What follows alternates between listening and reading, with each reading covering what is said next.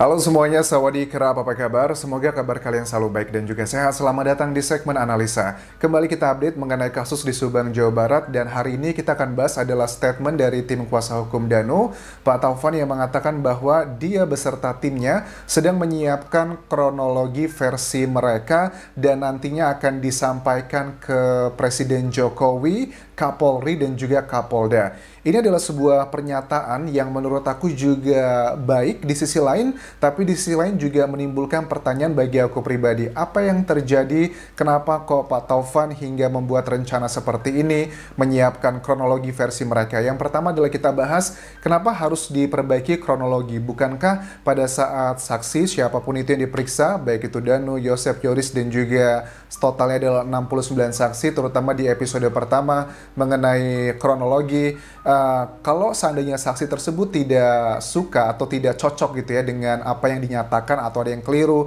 itu kan pasti mereka tidak mau tanda tangan BAP atau berita acara pemeriksaan. Itu adalah bagian yang menurut aku juga unik di sini.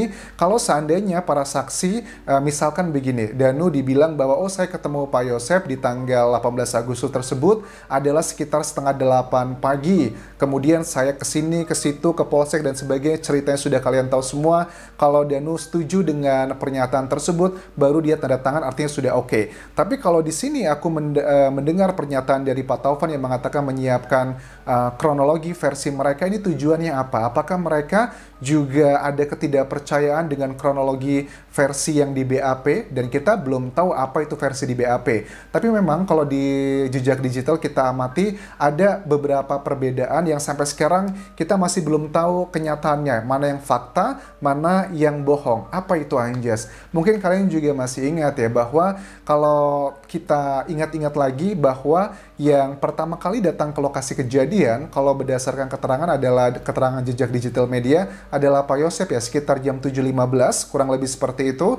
Kemudian juga kita bandingkan dengan keterangan dari salah satu keluarga korban juga, Wak Lilis kalau nggak salah, yang mengatakan di TV One, pada saat itu mengatakan bahwa Danu itu sempat setengah 7 pagi diminta datang ke lokasi kejadian. Ini adalah dua hal yang sampai sekarang kita masih belum tahu nih, yang benar setengah 7 pagi atau jam 7.15. Kedua hal ini masih belum kita ketahui kebenaran yang mana. Apakah ini jangan-jangan kenapa Pak Taufan mau membuat versi kronologi versinya dia beserta tim, karena mungkin ada bagian ini yang memang masih janggal menurut mereka. Kita juga tahu bahwa Pak Taufan kan beserta tim mengawal Danu beserta Yoris saat itu adalah setelah hampir 2 bulan ya kasus ini terjadi begitu. Jadi bagian awal mengenai kronologi belum ada pendampingan untuk kedua saksi ini. Itu adalah yang pertama. Kedua, kalau memang seandainya kita tahu juga, kalau ada yang bilang gini, wajar aja Anjas, Danu dan Yoris saat itu kan belum ada tim kuasa hukumnya.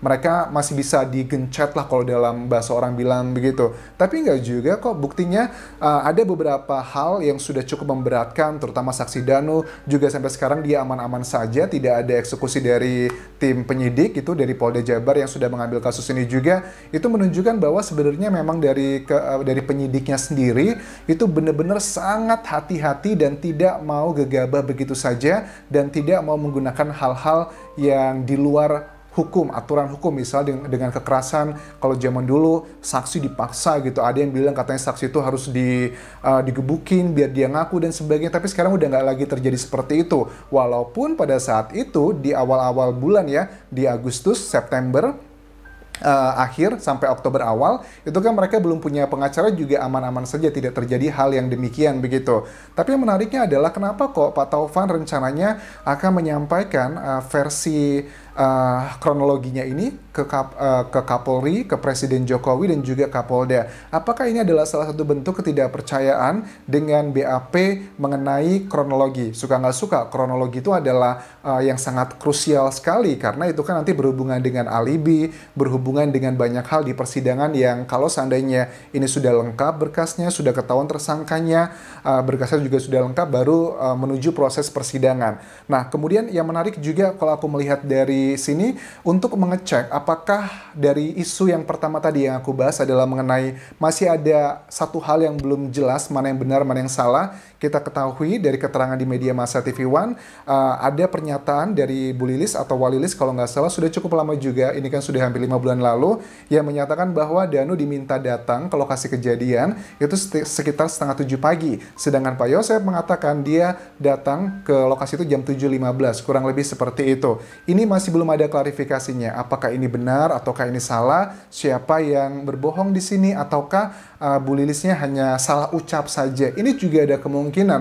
Nah, kalau seandainya Bu Lilis atau Wak Lilis yang berbicara di wawancara TV One tersebut, beliau mengatakan salah ucap, itu juga masih masuk akal, masih ada toleransinya bagi aku pribadi. Karena kalau kesalahan atau merubah saksi, merubah keterangan waktu, itu masih oke bagi aku pribadi menilainya, karena kan setengah 7 pagi atau jam 7.15 itu masih yang bisa ada tingkat toleransinya, ada kesalahan ucap. Apalagi ini disampaikan juga di media massa, ada faktor nervous mungkin ngomong di TV nasional juga ada bagian itu. Apakah Bu Lilis hanya salah ucap saja ataukah itu kenyataannya seperti itu? Dan mungkinkah ini juga berhubungan dengan alasan kenapa Pak Taufan mau menyiapkan kronologi versi mereka sendiri? Terus disampaikan ke Presiden Jokowi rencananya seperti itu, kemudian juga ke Kapolri dan juga Kapolda.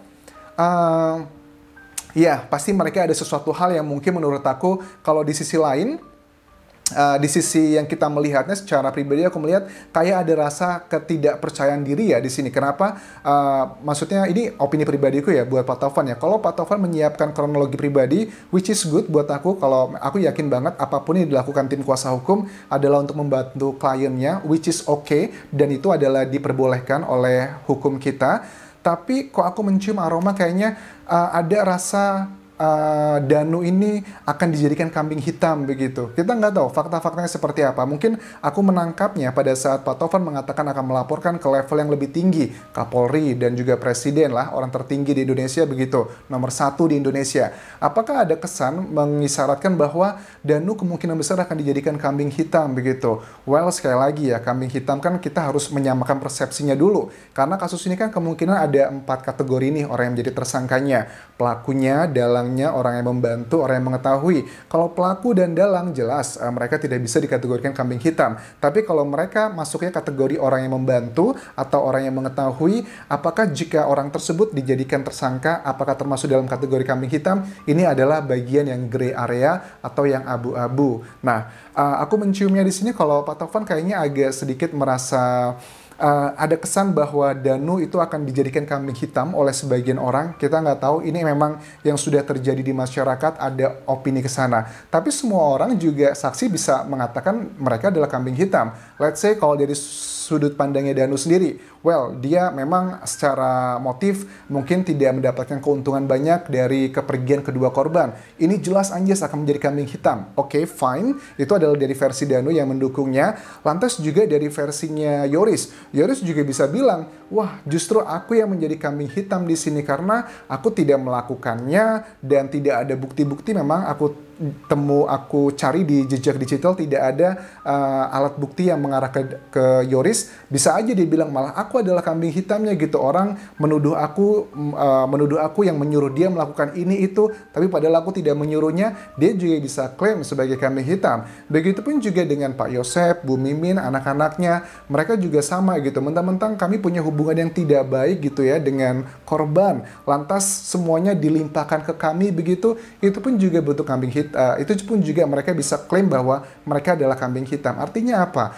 Kambing hitam adalah hal yang sangat subjektif, dan untuk meminimalisir subjektivitas tersebut karena sudah ada unsur suka dan tidak suka, ya harus diayaknya adalah dengan bukti-bukti dan juga alat bukti yang kuat. Dan ini adalah sebuah pertanda yang menurut aku cukup membahayakan ya bagi semuanya, apalagi di netizen gitu. Karena kalau semakin lama Polda Jabar mengumumkan siapakah tersangkanya, ini akan semakin banyak meng-create konflik-konflik di lapisan masyarakat. Nantinya ini selain juga akan menimbulkan konflik kasusnya sendiri, akan mengurangi rasa ketidakpercayaan masyarakat terhadap penyidik Polda Jabar. Karena sekarang mereka sudah apa ya, sudah menurut aku sama-sama timnya kuat gitu kan ya. Let's say lah ya, walaupun sudah ada nama-nama baru yang masuk, misalnya ada kecurigaan nama-nama Wahyu ya, dan juga Kosasi, serta ada beberapa saksi lainnya juga sudah mulai masuk, tapi tetap di media massa dan juga di internet, yang paling banter, yang paling kuat adalah kubu antara Danu dan juga kubunya Yosef ini semakin kuat sekali. Dan pendukungnya antara kedua kubu ini pun juga tidak kalah banyak jumlahnya. Kalau di awal kasus ini muncul, memang paling banyak adalah aku melihat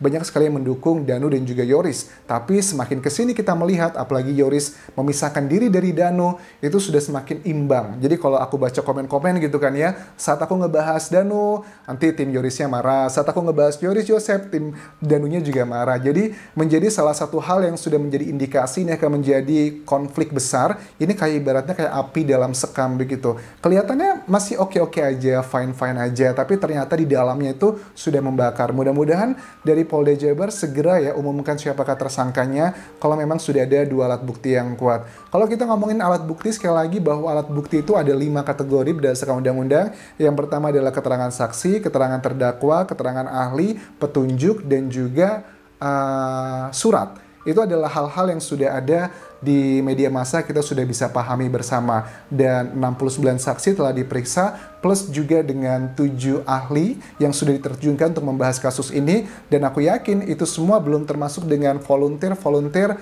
orang-orang sipil yang membantu kasus ini untuk pengungkapannya, orang yang kerja keras banyak sekali di kasus ini. Tapi apakah menurut kalian langkah dari Pak Taufan jika seandainya ini rencananya akan benar? Karena memang pernyataan Pak Taufan ini baru menyatakan adalah rencananya.